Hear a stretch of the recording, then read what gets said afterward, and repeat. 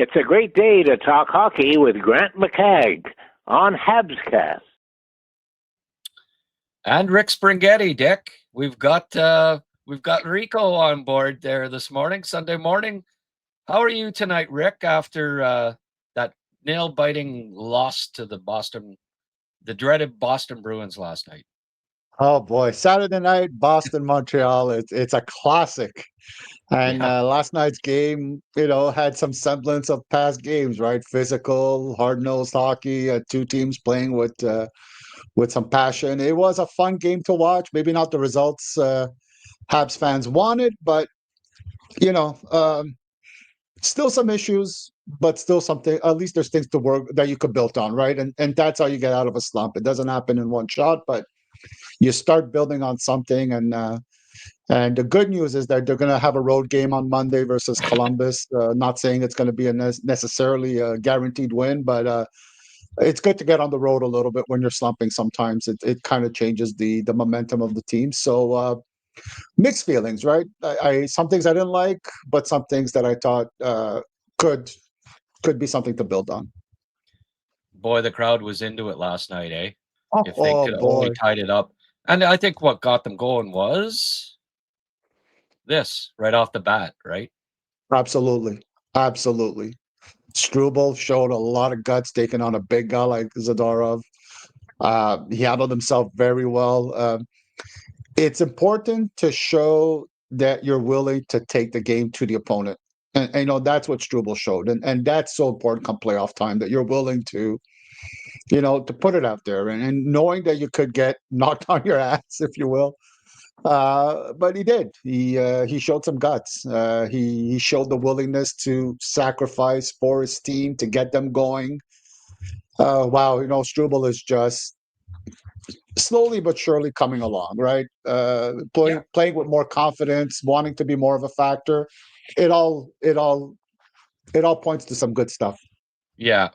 Well, I think, he's just, and I pointed out last night, but he told me, like in an interview during college, that he had never been in a fight, a hockey fight on the ice, a couple of scrums, but no real fights. So you have to kind of learn, by trial by fire there. And he's done well in a couple of fights this year. And I think that boosted his confidence that, they're probably saying, hey, man, you can really handle yourself. And he's going to be more, I think you're going to see him drop the gloves more as he goes along here, because, taking on Zadorov, 6 inches in height, probably 25, 30 pounds difference in weight. Right off the opening face-off, I guess they had been near the blue line or the red line and squawking back and forth, but for him to step up and do that, I thought was just he's a team guy, and Absolutely. anything for the team, and he can handle himself. So I think this perception that Xhekaj has to be in the lineup, because if he's not, there's no one there to fight, is a little less, especially after Xhekaj kind of getting his lunch handed to him as well, right? And I think it's 2 fights in a row, right? Versus guys who are not heavyweights in the league too. So that's kind of, I forget who it was last game, but he didn't handle himself so well last time either. So that's no. That's a factor. Jeannot's fairly. I think Jeannot's beat him twice now, right? They fought twice now, and he got the better of him both times. So yeah, I don't know if that that could hurt Arbor's confidence a little bit too, right? Not doing so well in the scraps anymore, but so far this year, at least, Struble's looked better. He hasn't, he took on a couple of guys that aren't huge or whatever before, but he can box, he can fight. So I think it's less of a factor if they get another defenseman, and they might, or if they bring when Gooley's back, the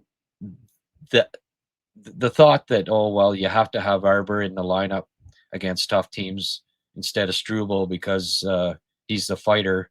I think that's less apparent now, right? Yeah.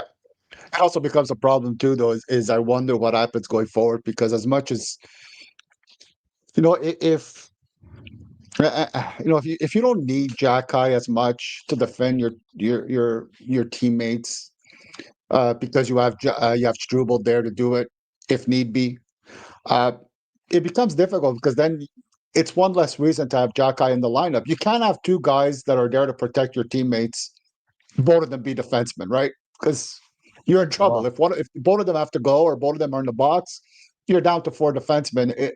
You got to have at least one of them be a forward, just to manage your bench better. well, If you're a that, team, that becomes a bit of a that's problem. sorry. That's exactly what I was going to bring up next. Like, do you think it was a smart idea for Xhekaj to get in the scrap like a minute later, and then them be down to four defensemen? Like No, they were down to four defensemen for like 3.5, 4 minutes there, right? yeah, Like he should not have accepted that fight at that no, point, right? no. I don't think he should have, exactly. And you wonder, I mean, the last fight didn't go so well. Struble stepped up. Now he's speaking like, I got to do something. And no, that's not the mentality you need to have. You need to focus, especially the last few games defensively. I thought Xhekaj did probably two of his better games he's played. yeah, Maybe the third period was not the best versus I Dallas, but brought that he up. was Yeah, decent, at least in the last few games. yeah. Uh, it was not the time to fight. It was a time to play hockey and show that if need be, I could play Well, hockey, and I don't have to hurt your team. But instead, he took himself out of the game for 5 minutes. So yeah, and all because what? Because you got hit. Like you know, you're gonna yeah, get hit, Arbor. Like yeah, you have to drop the gloves because somebody hit you. Like I don't know. no, that's the expression, right? Take a number, keep it in the back of your Well, mind, and pick a moment where later on it could work out better, but not at that point. And I think he had been at the end of his shift too, so on top of it, he, yeah, he struggled a little bit too. So it was just not the right time. He should have just said in the back of his mind, "I'll get you later. Maybe not even today, but I'll get you later." yeah, yeah. Well, like Anderson did that. He was at the Right. end of a shift, and he didn't go with the guy who I'm sure he'd have done fine against. Kostelic. That's probably a matchup. Like it's not like he was afraid of him. He was at the end No, of a no. shift, and he didn't want to Yeah. go. You know, um, but Arbor, like last week, he was smart about it, right? It was the end of a shift, and they were up Huh? 2-0, and he pointed to the scoreboard. And like, okay, he's figuring this out. That be a little more disciplined, be smart about when to go.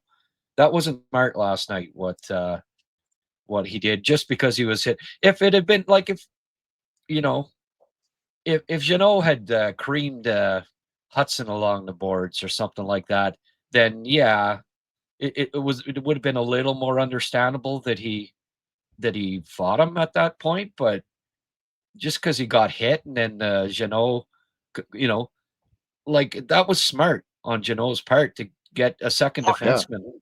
get a second defenseman off the ice for 5 minutes so early in the game, and then the pairings had to be switched around, and all of a sudden you're overplaying your defenseman already that early in the game. So it just I'm sure Marty will bring it up with him Yeah. today and mention that that probably wasn't the best time to be and then it actually killed the momentum a bit because the crowd was right into it, and then Arbor, who's supposed to be invincible, gets beat. That sort of took the sail out of the crowd, out of the enthusiasm of the crowd a little bit for a while too after that, right? And that's a great point you bring up, Grant, about the defense pairing, because now you look at it, and you have Dobson and Matheson that you're probably going to keep together. And then what becomes your other pairing? It becomes Hutson and Carrier. So you got to move Hutson to the left because we've been playing on the right. Yeah. And both of them are not the biggest defensemen against No. Boston, who's really physical, right? They were hitting hard Yes. last night. Now you're really unbalancing everything now because Right. Hudson gets stuck and Carrier gets stuck down low, and they're having to fight for the puck along the boards, which is not their game. Carrier could do it fairly well, not really Hutson. And they wind up staying a long time in their own zone. It tires them out. So the effects are felt as the game goes on later on, right? As Paul Maurice says, pound them in the first period, so they got nothing left in the third. That's the kind of thing that happens when you get the penalty and you just don't take the penalty at the right time, and it's unfortunate, but it's something to consider. And as you said, I think Marty's going to talk to him again and say, "Listen, we need you to be smart about it." And hockey players have to. People say, "Well, you can't ask fighters to avoid penalties. It's part of their game." Well, you could. I'm not a big fan of that. Players have to learn to think, and Harbor had to think that one better. Think of that one a little bit better than he did. Sorry. Yeah. Jared Davidson played his first game in the NHL last night. I thought he looked pretty decent. Let's have a quick look here. 7:14 he played, so not a pile, but 4 shots in 7:14. He was the leader in shots per minute by far. For the team. I thought he was one of the better forwards on the club last night when he did get on the ice. I liked him. Yeah, I liked him. He kept his game. Again, this is the game you have to play. There was a lot of a bit too much fantasy for the Habs, a little bit too much trying to be clever. Davidson just got, if he had a shot to take, he took a hard, heavy shot, really good shot on that. Went along the boards, battled hard, stayed on his lane. Just really the type of meat and potatoes games the Habs needed against a team like Boston. He really did really well. I'm really looking forward to see more of him in the next few games. Nothing bad to say at all, really. Yeah. So a November road game in Columbus, eh? I have some memories of a November road game in Columbus. I believe it was in November, from a few years ago after the Habs had a 10-game winning streak at the start of the year, and then they went into Columbus and lost 10-0. Remember that one? That was the beginning of the end for Terrian. That was his last season with the club, and that was the cannon. Just never. I think they ran out of fodder there. Oh my God, that cannon! You have to remind me. Oh, that cannon I don't like. Maybe it's time to switch it up, though. Maybe it's time for the Habs to break a streak with a 10-goal performance versus Columbus. How about that? Yeah.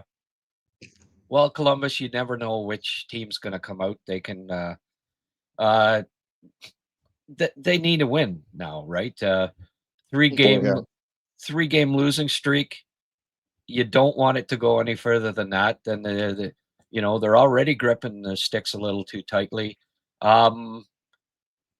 Obviously, the difference in the game last night was Montreal not being able to score on 7 power play chances, which included 2 5-on-3s. What do you think is the issue, and what do you think might be the solution? The magic word to me was hesitation. That was, to me, the big word. And hesitation comes from what Marty brought up, and one of the first things he said at the post-game conference yesterday, press conference, was, lack of confidence. And one thing I was noticing, first of all, there was an hesitancy to shoot when there was a lane open. Then you get desperate and you take low percentage shots. They're blocked. They're getting out of their zones pretty easily at that point. Boston was not moving a hell of a lot around, and when it was 5-on-3, they just kept their position, let Montreal move the puck around with no rhyme or reason.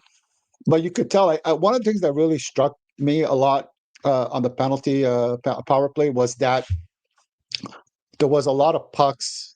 A lot of passes were not well retrieved, went over the stick, coughed it up a little bit of stick handling, and you lose the puck for a moment. To me, that tells me the team is playing very nervously, holding that stick hard, forcing plays, overthinking. Suzuki obviously playing hurt, and he doesn't have that little extra little first step to avoid physical contact. He's still an excellent player, but there's a little something missing. That was the big issue for me. Is there was a lot of passes that were not corralled properly, and that would cause just a little fraction of a second for Boston to stay in position. So then you keep rotating around. Not enough dangerous shots whatsoever on the power play. Um, Demidov is just overthinking way too much, just constantly looking to get clever and cute. And it's okay when it leads to an opening and a shot, but there was a lot of times where he's kind of avoiding the player and holding on to the puck for a long time. Then it goes back to the point and nothing really happens. Um, they're really going to have to bang a goal in um, quickly on a power play to just reset and start playing better and not overthinking and just taking the shot that's available to you. Don't don't wait for the perfect opportunity. There's way too much of that. And a lot of shots were blocked too. Again, it wasn't because Boston was diving to stop them, but they just happened to stand there and let players hit them. Confidence is a huge issue on the power play right now, and I think it's very visible to me. Yeah, I agree with all that. Swayman didn't have he was able to see every shot on the power play. Yeah. They were they had two guys below the goal line a lot of the time. Oh my And you're gosh. basically it ends up being a 3-on-3 in front of the goalie, right? You're Yeah. taking away the Yeah. like on the 5-on-3, they've got two guys standing below the goal line. It's basically becomes a 3-on-4, really, if you Yeah, count the goalie. really. Yeah. So I didn't I'm not a huge fan of taking Slav off the power play when it's 5-on-3. I think he should be standing in front of the goalie, right? 100%. You've got two-man advantage. You still got 4-on-3 if you Yep. if you stick Slav right in front of the goalie, it's 4 against 3 with Slav screening the goalie. And I just think they're trying to get too cute, as you say, not just Demidov, but Slav, everybody. Slav standing behind below the goal line at the side and just passing. You know what he's going to do, and you know what Demidov's going to do. They're both on that side, the left side, and when they get the puck, they're passing it. So so you game plan to cut off their passes, right? Cut off the shooting lanes. Make sure that Suzuki can't get to it. I wonder if Suzuki's got a upper body injury. He's certainly not shooting a lot. He's not on pace. He's on pace for about 18 goals this year, which is about almost half of what he had last year. There were a couple opportunities last night. I'm still doing a post-game show there in my mind. Sorry about that. Well, but Suzuki also blocked a big shot a few games ago, right? And since then, he's been not as good. But I don't know if he had blocked it, what upper body, if it was a lower body shot. I forget which game. Might have been the Ottawa game where he blocked a really big shot. And since then, maybe that's an issue. I don't know. I really don't know. But in the first two-man power play Montreal had, I think I counted 6 passes between Caulfield and Demidov behind the goaler's net. Like both of them are in the corner, just passing it to each other. I'm like, you're probably not going to score from there at any point, guys. Yeah. You got to get that puck moving differently than that. Well, I mentioned last night that if the net had been turned around the other way, their power play was really effective last night. I don't know if they could get the league when they're at home to turn that net around the other way, that's they've got a really good game plan for their power play, right? But I don't think that's going to happen, Rick. No, that's not on the next board meeting. It's not up on the the list of things to discuss. Last I heard, I'm no insider, but I'm guessing it's not on there. But and the thing too, as you're saying, right? Nobody in the front of the net. So, and that brings me back a little bit to Slavkovsky, who didn't play a terrible game, but I thought the physical part of the game was a bit hard on him. He wasn't winning that many puck battles. I don't know what it is, but He struggled a little bit there, and sometimes his game deviates between getting involved and not getting involved. But maybe if you give him that mission to get in the front of the net a little bit and really make it the focus, really drill it in his head that that's going to be his focus on the power play, not as much playmaking. You might kind of improve that aspect of his game a little bit by having him focus on that. Because again, he didn't have a bad game at all. There's a few good zone entries he did, a few not so great, but a few good ones. He shows some skills with his puck handling, and when he's moving his feet and using his frame to protect the puck, he could be more effective. But I think there was at some points of the game where that was lost a little bit here and there. So you kind of want to bring that back to him and remind him once in a while of what makes him an effective hockey player. Yeah, I made the suggestion last night that you consider replacing Demidov and Hutson on the first power play for a bit here with Bolduc and Dobson, and you park Slav in front of the net. You get Bolduc in the bumper area, moving around, get him getting some shots with Slav screening the goalie, get the puck over to Caulfield in his own, get the puck back to Dobson for some. He does have a hard shot, but he's not getting it off very much. And try to score a couple of greasy goals on the power play. Because right now, it's just, I think they got so much. So, they see their highlights and all of the plaudits and all that for, the pretty goals that they scored on the power play 2 or 3 weeks ago. And oh my goodness, what a skilled team. They're the, championship coming to Montreal. Look at how skilled they are. And they just keep trying it over and over again. And teams game plan and they see, and they say, okay, this is what they're doing. Well, we'll stop that seam pass that Demidov always tries to do. We'll stop. We'll get in front of Lane and cut off his shots. Like Lane, I give him credit for really working on his shot in the off season, but it's still not.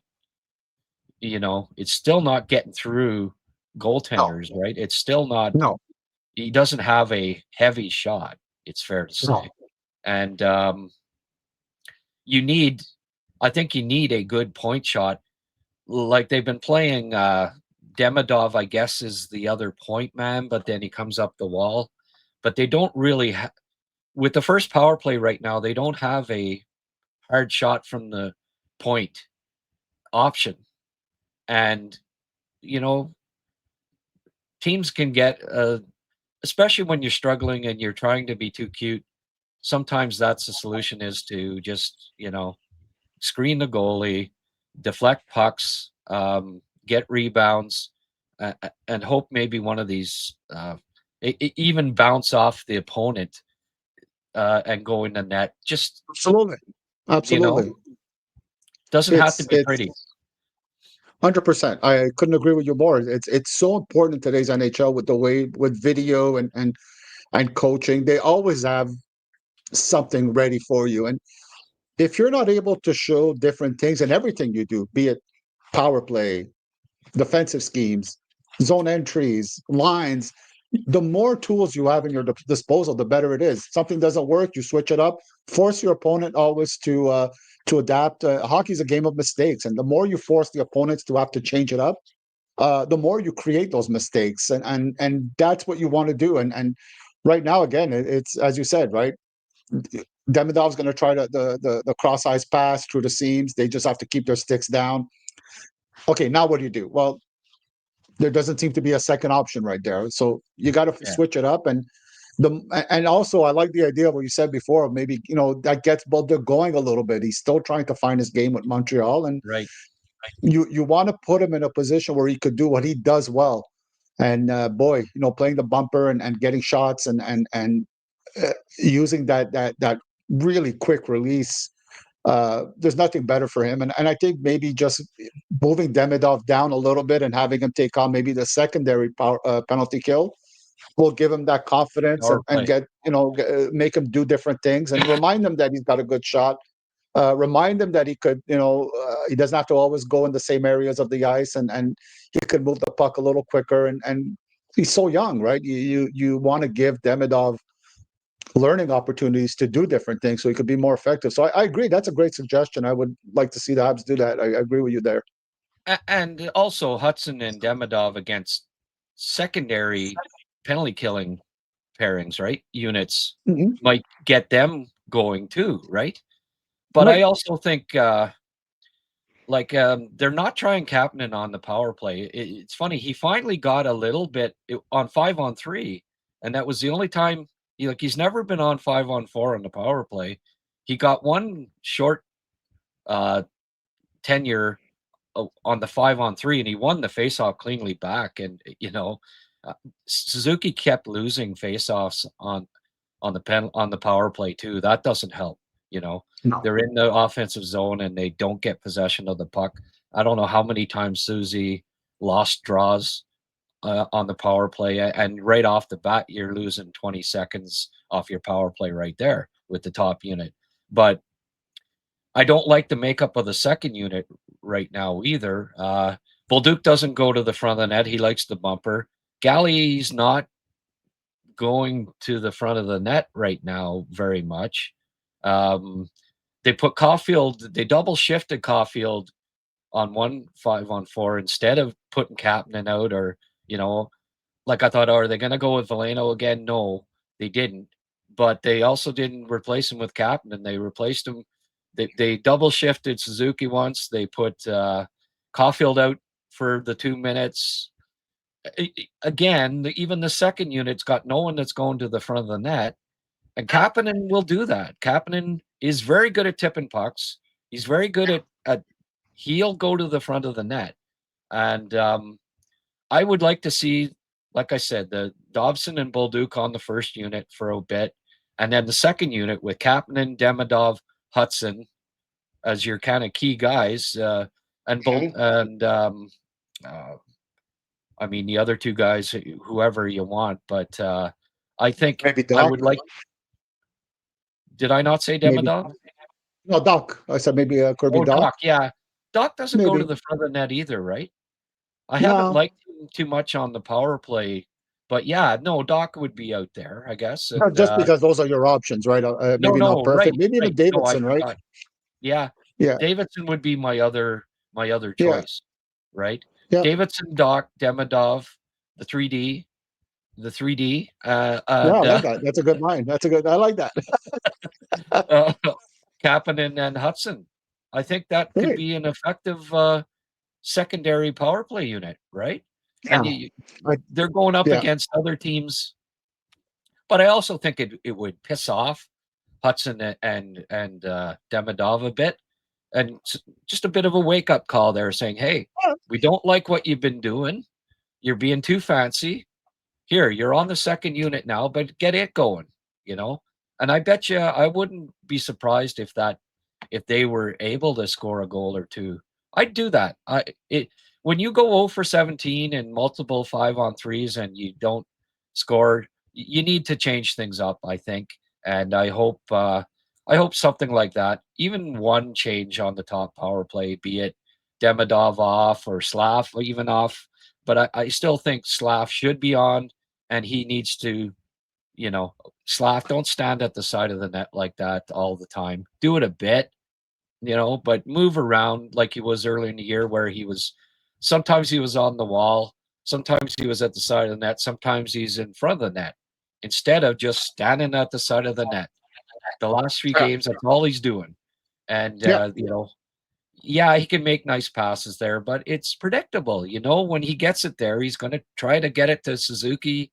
You put it back to Demidov, try to get it to Suzuki, or try to get it to Caulfield. It's the same, if I can notice it, the teams doing the video scouting, believe me, they know all about it, right? So, anyway, hey, we should be coaching, eh? Hey, Rick? We got all the answers. I wouldn't like that salary, that's for sure. Anyway. But what you said about Kapanen is I think there's different ways to go to the front of the net, right? And People don't see that from Kapanen because he doesn't stay there. He's not like Gallagher who's going to just plant himself in the front of the net and take the abuse. Okay, it's not Kapanen's game to do that. That's not everybody plays the same way. Kapanen will sneak in and out all the time. When there's an opening, he'll go in, move back, go in, move back, get on the side, come. He stays in movement around there. And when there's a reason to go in front of the net, he'll jump in really quickly and then he'll come back out. That's good enough, though, because it forces the defenseman to keep an eye on you, get distracted, look a little bit around, and that's what you're trying to do. These are all things you're trying to do to break down the opponent's D. And that was the big problem. One of the big problems yesterday was they were not breaking down at all Boston's defense. Boston's defense stayed, in position, sticks down, let Montreal move around. We're not worried about it. And as you said, Swayman saw every shot come to him. I don't think there was many dangerous shots 5-on-3, if any, that I can think of. So it's bad enough if you don't score, but you're not even getting really good opportunities. To me, that's the biggest worry. If you got opportunities, it'll go in eventually, but no opportunities, that's worrisome. Yeah. No, some things need to be changed up for sure. But any other thoughts on the game last night, Rick? Oh boy. Very quickly, you mentioned Gallagher. Again, boy, I know he's working hard like he always does. And the difference though I'm finding is that is fighting for pucks, going to the front of the net, trying to be a factor. He's still trying those things, just that he's not as effective as it anymore. That to me is the biggest issue. He got some shots. I think he had 4 shots last night or 3 shots or something like that, which wasn't bad. He had 5, but nothing really important that I know of or that I could think about or that really was a difference maker. So, boy, I hope, I'm not betting against him because every time I've done it over and over again and he always proved me wrong. But right now it's a bit tough for Gally, and boy, I hope something gets better for him because it's again, the problem is not that he's not trying, is that he's not effective at it. Yeah. Actually, I thought he moved the puck well last night. He kept the plays going a few times, and that line was effective, I thought, with him and Davidson. You probably didn't see the whole post-game show last night, or if you did, you're disagreeing with what I was saying, but that's fine. You're allowed to do that, Rick. I know you get. It's okay. It's okay. Yeah, I know you get razzed sometimes for just always agreeing with me, but hey, it's nice that you got a different opinion on it. I liked this game last night, but again, it would have helped if he'd have got a point or two. I think that Davidson chance, he made some good plays on that, and if Davidson had buried that, he'd have got an assist, and we wouldn't be talking about Gallagher not being effective. I think because he'd at least got a point, and they wouldn't have lost. But in general, I agree. Like his overall game this year, he doesn't have a goal, right? And he's more a goal scorer typically than a playmaker. This year, it's the opposite, right? Right. The anti-Cy Young he's up for, but 0-6, I think he is. No goals, 6 assists. But they've moved him around too, and he's kind of been the guy that gets moved back and forth, different line mates. I don't know how much continuity he's been able to get this year. Typically he's his most effective when he's on a line that stays together for a while, like back in the day with Tatar and Deneau, Yes. And it was a steady line, and they were fantastic defensively that one year. Even last year, right, with Evans and Anderson, they had chemistry up the wazoo last year. That's for sure. Yeah. So, but yeah, like I mentioned it last night. Like we've written him off. I've written him off for 5 years ago it started, or 6 years ago. He's done. He'll never, and then he's done, and then he comes back. And 2 years ago he had a 24-game goalless drought, and then he pops one, and then he pops another one, and he gets rolling. So he can be a bit streaky like that. So, but I think he hasn't been going right to the crease and being quite as much of a pain in the ass of late.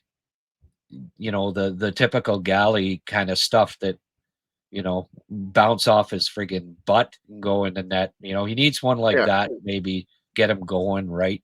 But yeah, at some point, it might even not be a bad plan to sit him out a game. But geez, it's tough.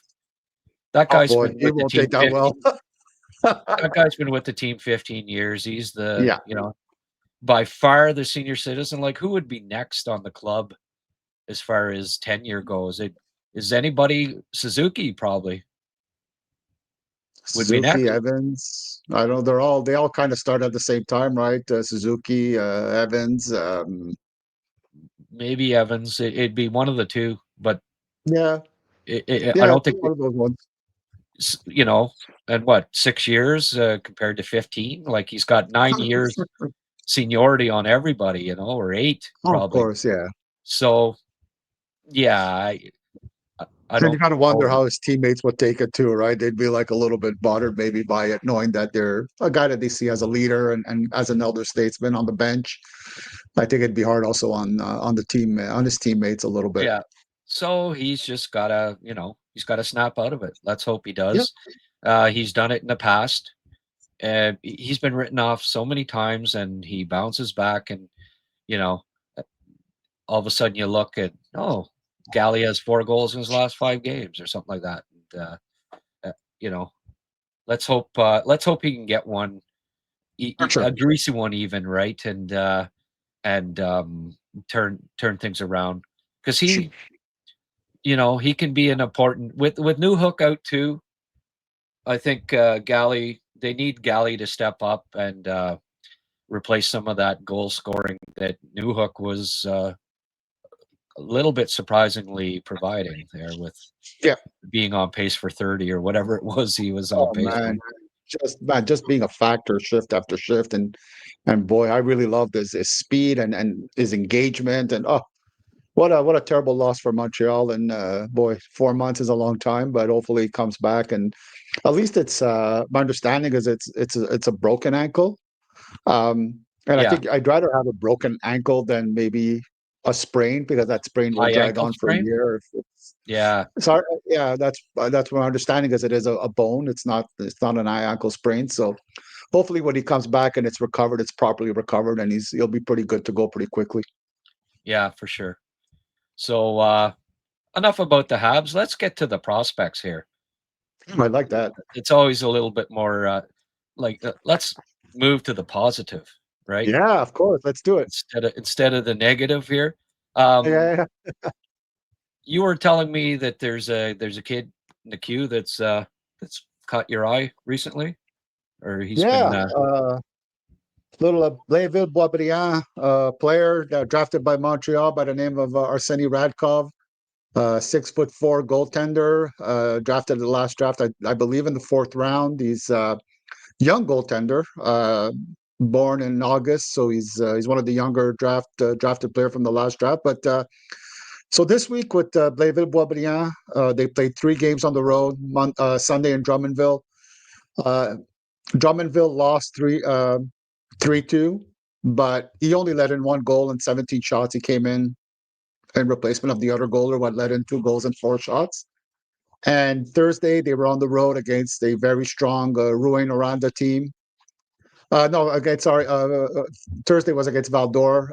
They won, I think, 2-1, and he made like 18 saves or 19 saves. Next day, up in Rouyn, a good team. Another win, I believe it's a 5-2, over 25 saves.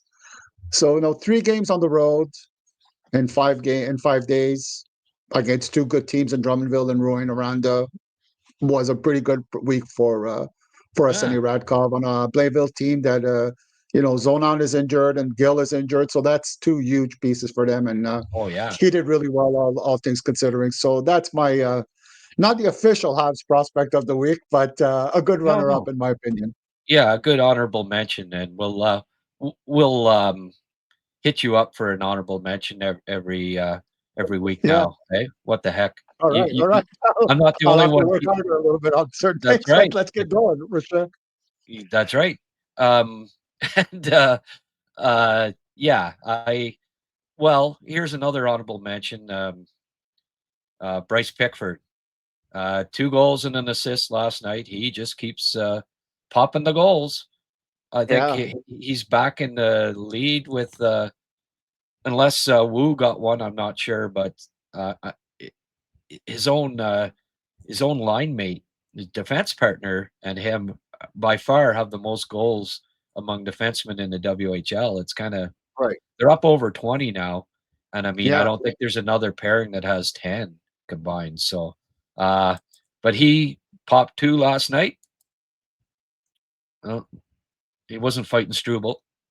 So, Geez, let's see here. Okay, here we go. He comes into the play here. Look at the angle. Ding. nice. That made it 3-3. Okay. Now check out the time here. Oh, okay, it doesn't show up, but this is like a minute. Last minute of the game, it was 5-4, right? They needed a goal. Captain, here he gets the puck, and are you thinking what I'm thinking? Yeah, Could he have used moves him. really well and he finds the lanes. He shoots. Could have used him on the power play last night, eh? Rick? Yeah, that's what I'm saying. Yeah, That's what he I'm got thinking. it. He created a lane. He moved really well and didn't drill a crazy shot that went away from the goalie. He just made sure it hit the net, and good things happen when you hit the net, right?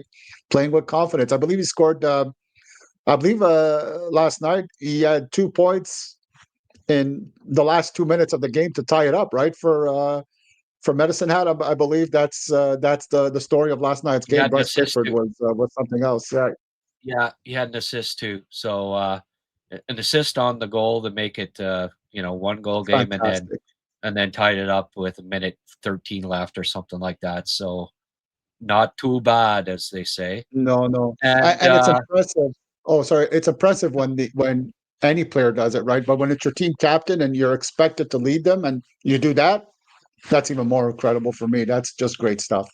yeah, so honorable mention for Bryce. We're gonna feature somebody that has not been featured yet this year as our Habs prospect of the week, and that Nice. would be Mr. Logan Sawyer. And Oh boy. yeah, here's Providence scoring. Okay, got the mustard man on top with 12 points, and he was a high pick of Chicago. Roger Yeah. McQueen, top 10 pick, right? Anaheim. Right. Sawyer's outpointing him so far. He's got 10. He's Impressive. second on the team in scoring with 4 goals, 6 assists in 11 games. Not bad for a third round pick. He's Not bad. he had a goal and an assist this weekend, and he's been producing pretty steadily so far this year. Impressive. Yeah, I noticed too that he's second leading scorer of his team, and number one is John Mustard. Both of them are left wingers, so he's producing. Maybe not with as many opportunities right. as John Mustard, so that's impressive too. Yeah, well, maybe he can catch up to Mustard. Oh, That man, I can't believe you just went came to there. me. That just came to me. I'm pretty proud of that one. But when in his draft year, there was talk like he needed to compete a little harder and improve his skating. But as far as I'm concerned, today's Logan Sawyer, mean stride. Modern day warrior. I think he's a modern day warrior. I really do. So he's changed his tune. I figured I better go back to back with that. Get that out of the way. Yeah, Oh but man, I can't. I don't know where you're getting them today, Grant. I don't. no. Well, exit the warrior. Today's Logan Yeah, Sawyer. no, you're in a bit Um, of a rush. You're in a bit of a rush to get them all out, right? yeah, no, get him out of the system. Okay. back to serious stuff here. Our prospect of the week is the mean stride of Logan Sawyer.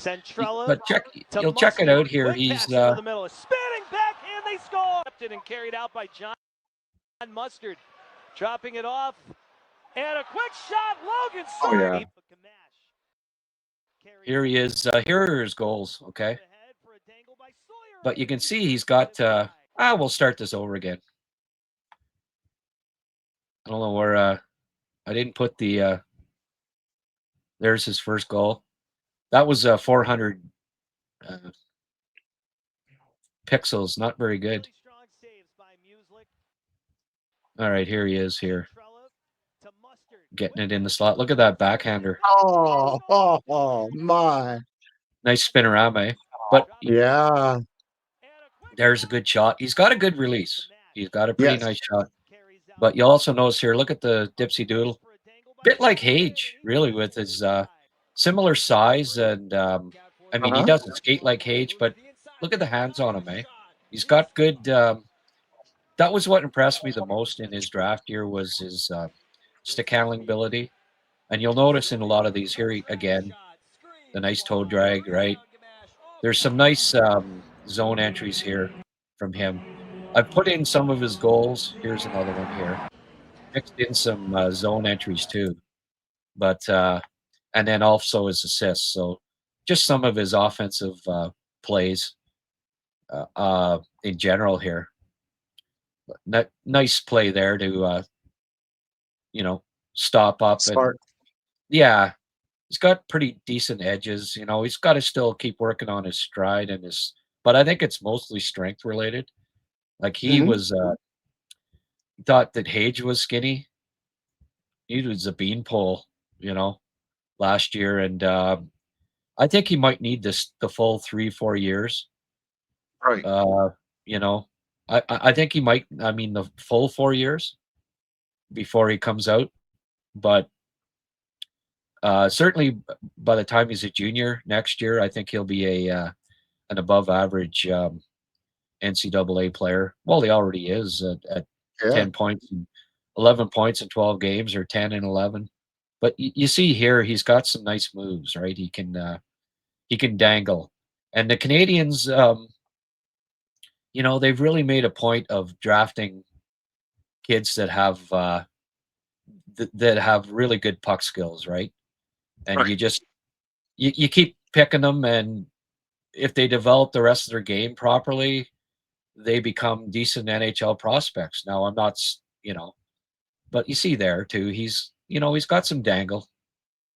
And the skating still, he's wide track. I think it's mostly strength related though, Rick, and that, he moves his feet fairly quick. It's just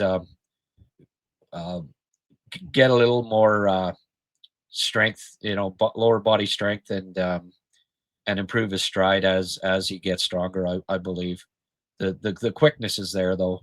Like you notice, like off the mark there, he's he moves his feet. He's so good. He moves his feet pretty quickly, right?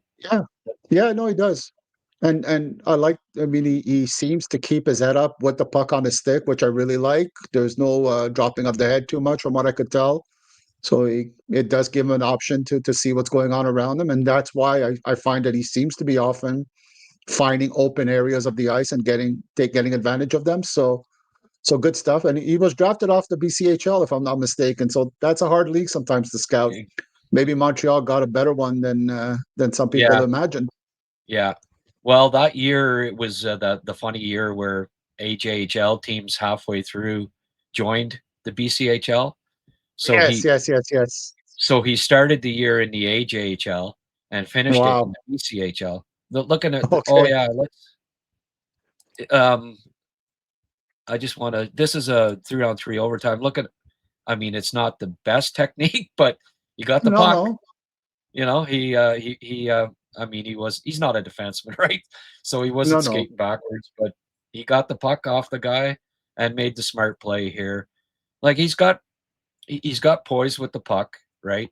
And there again, he's pretty shifty. Yeah, I really like his stick. is puck handling skills. The Canadians, they Great drafted stuff. Demidov, they drafted Zhirowski, they drafted Xhekaj, they drafted this kid.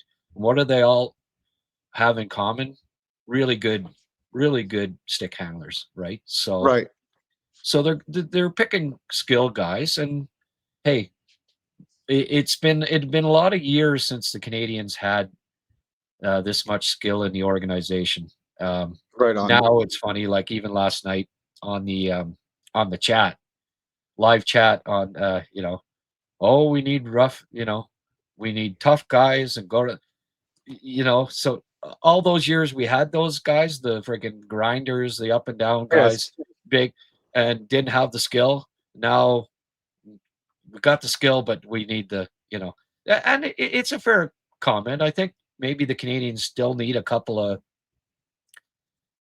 bigger guys with a little in the top 9 that have some skill as well, but that maybe play a more of a playoff style uh, hockey that will help the team win against the bigger teams like they just faced, right? Dallas, Yeah. Boston, LA, big teams, heavy teams, and they kind of you were looking at it and thinking, if there's a missing ingredient with this club, it's the maybe needing a bit more size, grit on the team. Yeah. No, I agree. But you're again, it always comes back to the same thing. You're drafting assets. You're not drafting. It's not the NFL, right? You're not just getting Exactly. guys to come into your lineup and filling a role. Just get the assets, and then you figure out what to do with Yep. them. And if you could get the piece you want by moving a guy, you move let's say in a few years you move a Logan Sawyer, 3rd round pick, to get a guy that really fills a hole in your team instead of having to overpay or having to give a 1st round pick. That's awesome. Like that's what you want to do, right? You want to keep your own draft picks, and you want to move extra pieces that you've drafted later on in the round to fill a hole right now, or have that player fill a role. But just get the assets first, and worry about the rest later. That's what the team wants to do. Rick, I've taught you well.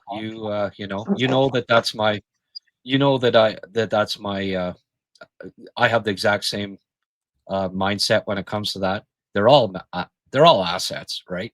And you pick players that other teams are going to want. There's teams out there that need skill that aren't as skilled as Montreal, and in a couple of years, there's going to be players here. Like Engstrom's a good example. Exactly. He's an asset, right? Yeah. He may not have a fit for the Canadians because they don't really need one more skilled defender. They need, some sandpaper there. And that's not Engstrom's game necessarily, but it doesn't mean that he can't be part of a package to get that bigger, Right. rugged player down the road that they hope to get, right? Right. So same thing with Sawyer, maybe even Michael Xhekaj, like it depends. Like For sure. if they ever, if there's ever a Sidney Crosby sweepstakes, right? Guys like Xhekaj and Engstrom might very well be appealing to a team like Pittsburgh. And Sawyer, Absolutely. you can name a few guys that the Canadians can't have just danglers in the top 9, right? No. There's going to have to be a balance. And I think we've seen that over the past 3 games. It's become apparent that is this a team that's going to win 4 rounds in the playoffs with the current roster? No. I don't right think now, so. no, because they when you're scoring, one of the problems now is that they're not really doing much on the power play. So teams are starting to take advantage of it, saying, well, we have nothing to lose if we get a penalty.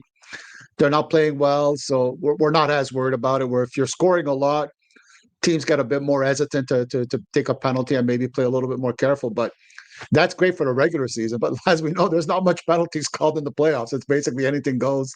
So they're gonna have to just adjust their lineup and their roster, and sometimes you have to maybe move a player you like, or you know, just get a different kind of player. But I think they know that, and Kent Hughes is not going to make a panic move, and he's going to just judge what's out there. There's no point. There's no point making a move if it's a bad one. Like that doesn't help. It might satisfy a fan base that thinks that every time something goes wrong, you got to make a move immediately. But I think Kent Hughes has seen enough to know that when the time is right and if the opportunity comes, we'll make a move, but we're not going to make a bad move. Yeah, no, for sure. So you're doing some yard work today, Rick?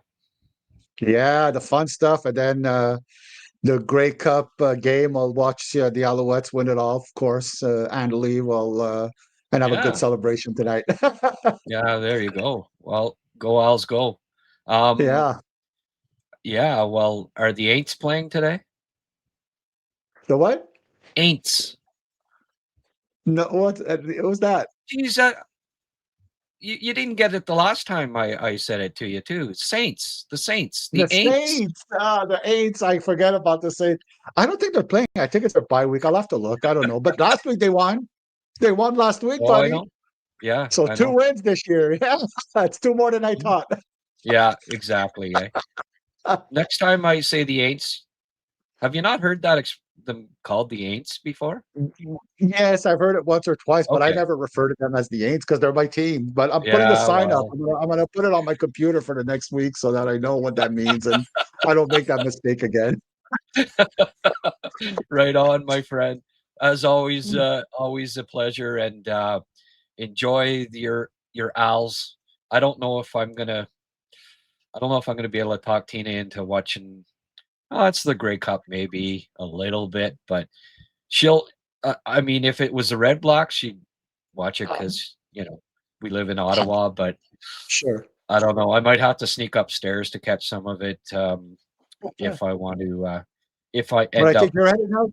Are you heading out to watch a game today, Grant? I thought you had mentioned there's a possibility. Actually, I thought it was today, but it was yesterday. Oh. Yeah, Rubrek was in, and Ryan Rubrek and Niagara, Yeah. and actually Simon was there, the Snake Boisvert. So Yeah. we sat together and shot Oh, the nice. breeze, and Oh, talked good. about 19 drafts from the 1970s, and Peter Lee and Glenn Sharpley and Oh just man, I would have loved to have been there listening. You trips guys, very interesting talk between the both of you. It would have been trips really down fun. memory lane, Yeah, of every time. course. We're both draftniks since we were like 8, so Right. a lot in common there, and it's always fun shooting the Yeah. breeze And my, with my understanding is you guys are both a lot older than I am, so I'm probably not aware of these things. So. yeah, yeah. Surprisingly, we are. Okay, Rick. On that closing note, All right. thanks for making me feel old. Thank you. We will say adieu, bid you adieu. Go Owls, go, and Thank you. till next Sunday, have a good one. Thank you, Grant. I would too.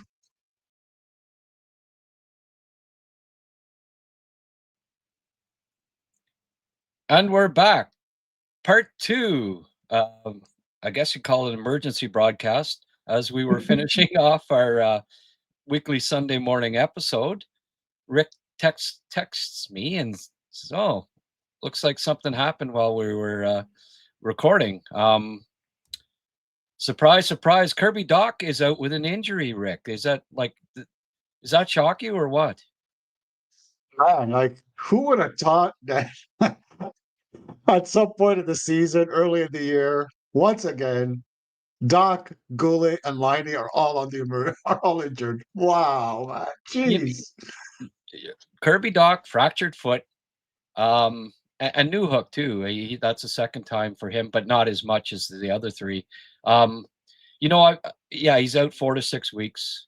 I would think it'd be closer to 6 if he has a fractured foot than 4. But and it being Doc, it probably have complications and be another. He'll have to go to New York for a second surgery and be another 2 months. Man.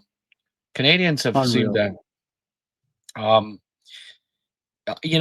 I don't like the term injury prone, but boy, oh boy, Laine, Gooley, and Dach are as close to being, defining injury prone as you can get. Those three. Oh man, yes, and the thing that's unfortunate, well, fortunate, I guess you could say, is that in terms of Dach, it's not like a muscular injury or something that's swollen up. It's a fracture, right? That's at least that. It's not something that's going to be a long-term complication such as a pulled muscle or a ligament or anything like that. Thankfully, it's that at least. That was the only saving grace here is that it's a fracture. Fracture heals, we move on, but it just doesn't come at the right time for Montreal, who are decimated a little bit by injuries. It's starting to add up, but on top of the guys that are in the lineup but that look to be injured, but on top of it, it's another big body, right? And we saw that yesterday that Montreal. We talked about it just minutes ago, right? That Montreal needed bigger bodies, and now you lost one of your big bodies again. Yeah. So this team is just getting smaller, unfortunately. And boy, oh boy, what a loss for Montreal and for a player that's been playing well. It's not still a bit off in timing and stuff like that, but he's playing well at least. So you figure the goals and the points are going to start to come, although he just had a hot streak. Um, and another time he goes down again. It's got to be discouraging. My heart goes out to the guy, and hopefully he doesn't take it too hard and he's back sooner rather than later. As a response, Joshua Roy was called up from Laval. 5'11" kid, replacing, or some say 6 feet up, 5'11 and a half. Well, Yeah. he's under 6 feet, fair to say. I know the measurements on Hockey DB say 6 feet, but he's not 6 feet. So 5'11 and a half kid replaces a 6'4" guy in the lineup. One that's not gritty. Would you a little surprised that maybe it wasn't a Xhekaj or Tuck, or I know neither of them been playing overly great, but I guess what the thinking is, well, I mean, they need a kickstart with the power play anyways. Roy will obviously be on the second unit, I would think, power play at least, right? Right. I would think. I mean, I from what I've seen, Xhekaj maybe could have been a possibility, but as you said, he hasn't been great, and he's still young, so I think they'd rather just give him developmental time in an area where he could make plays and keep up and not be called up. And then next thing you know, it's like he's not keeping up with the pace. It's difficult for him. So he starts having to compensate. So he starts running around trying to fight people, and it just doesn't work out very well. In terms of Tuck, I just don't think he has the foot speed right now or still to be able to keep up with the play I think it'd be difficult for him. So what becomes your only option that I think makes sense right now? And you kind of hope that you could appeal to his pride and say, listen, you're not going to get many more chances in the NHL, right? This is an opportunity, so you better come to play, buddy, and be a factor. And you kind of hope that he's thinking that this is one of his last chances to show an NHL team that he could help them. Mm-hmm. Well, he did get that, what could have been his last chance already earlier in the year, and didn't take advantage of it. And so second last chance. Right. So definitely needs to grab the bull by the horns. I mean, there's an opportunity here, be it Davidson or Roy or both, for them to there is an open spot when everybody's healthy. Veleno's spot is, he can be beat out for a spot, right? Right. And then, I guess, when everyone's healthy, that Veleno's the 13th guy, but what are the odds that all of these forwards are going to be, by the time Laine, Newhook, Dach all get back, there'll probably be someone else out with an injury up front, right? Most probably. Most probably. But let's have a quick look here, Rick, at what I think are potentially the lines. I think we may finally, there's been a lot of call for it. Bolduc, Kapanen, Demidov. I don't know that you have much other choice, really, unless you try Davidson up there. But knowing Marty, he kind of doesn't like to stick the rookies in top 6 roles, right? So I think that they're probably gonna. And I mean, I've been calling for it.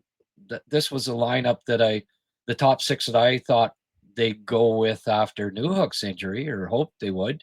So Bolduc, Kapanen, Demidov, second line, keep the top line together, obviously.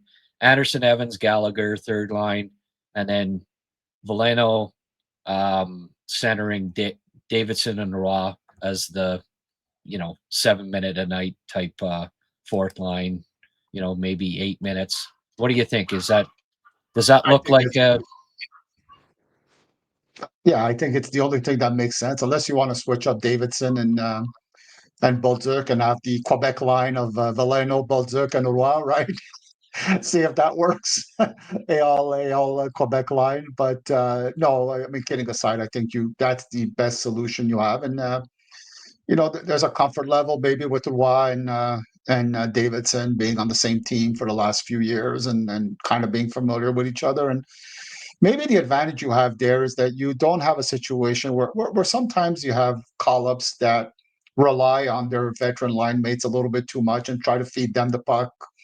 And Davidson didn't do that last night, and great, and you hope he doesn't do that some more. But maybe having them on the same line will give them the confidence to just not rely on the veteran, because I mean, I don't think they're going to move the puck to Veleno any more than anybody else. And you hope that they'll simplify their games, and maybe if Veleno was okay yesterday, I didn't have any issue with him in his role. Davidson played well, and maybe Roy will give that duo a little bit of creativity. He's got a good shot. One thing about Josh, he's got a good shot. So there's two guys on that line that could get good shots on nets, and hopefully that worked. But you're kind of grasping at straws a little bit here. Let's face it, losing Dach is a big loss, and it's going to be very hard for the team to. A lot of guys are going to have to, be at the real top of their game if they're going to be able to get some wins in the next few weeks. Well, I think this maybe steps up the plan as far as trading for somebody. This might make it a little more of an urgency right now to because I'm not sure that lineup. I don't know. That's I don't see it either. That's going to be that's going to be a tough. That's going to. It's the first line is also kind of struggling right now with injuries. So, boy, yeah, that's tough. I mean, those first 3 lines, they're fine. They're not that bad, right? Yeah. But then the fourth line, you wonder, like, they probably won't get a lot of ice time, and I think they'll probably stick those guys together. Now, I mean, I'd also consider maybe even if Gally's been struggling somewhat, maybe even you try Davidson on that line, right? Right. Put Anderson over on the right, Davidson on the left with Evans. That's a possibility too. And then Gallagher, you get that kind of veteran guy, defensively aware guy on that line with Raw. Right. That might be another possibility that they maybe and then they maybe play them a little more than with this configuration. I think the fourth line doesn't get a pile of ice time, but Marty so far this year for the most part has not played. Every line's gotten 10 plus minutes most nights, so I think he'd prefer that. But with the depth taking an awful beating with three regular forwards out now, he might not have much choice unless Kent says, "Okay, we need to either sign somebody like David Kampf or trade for a forward now." I'm sure they want to stay in the playoff race here. Like they're at the top of the standings in their division, so they would, they want to make the playoffs. Jeff Molson wants to make the playoffs, right? He wants those playoff gates. Gotta get them. So, and I mean, they're fully capable of doing it. So I wouldn't be surprised if Kent's on the horn there and maybe a little, making a few more phone calls than he would have been given the new Hook and Dach injuries over the past few days. He needs a body, right? And somebody who could let a little spark it. You don't necessarily want, it's not really maybe realistic even to trade for somebody who'll be like a long-term solution, right? You might want a guy who could give you, 2 weeks of really good hockey that comes in, he's motivated, lights a little spark on the team for just a few weeks, give them a little bit of breathing room. And there's no long-term solution here. You're hoping that Davidson could string together 5-6 really good games as a call-up. And often you've seen it happen where guys are called up and they kind of run out of steam after a while. It's a tough league to play in the NHL, and that adrenaline rush from the beginning kind of cools off, and then it's hard. But that's what you're looking for: a spark here, a spark there, enough to hold your head above water until some guys start to come back, and then you kind of start getting everything back in order. But unfortunately, I know they're all gone for a minimum. What I think the first to come back is going to probably be Dach in 6 weeks, right? I think Goulet, we're talking about 2 months. Cap New Hook 4 months. Liney another 3 months. So that's a long time to have to find some sparks here and there. Yeah, for sure. I mean, this is an opportunity for Davidson. We wanted him to get called up. He got called up, but he's not only just, he might even be thrust into a top 9 role. Based on his first game, I'd be comfortable with trying him there at least once and see if he can build off of that impressive first game that he had, right? So of course. It's an opportunity for him, and that's the positive of this. Maybe out of all this, the Canadians end up with another NHL forward, right? Maybe. And that wouldn't be a bad thing. And then when the guys come back, then there's more depth there with Davidson. Okay, this guy can play. It gives us an extra body, extra depth at the forward position. So from a positive standpoint, maybe this and Roy with his last chance, who knows? Maybe I mean, we saw positive things from Roy a couple of years ago. He played fairly well in his NHL.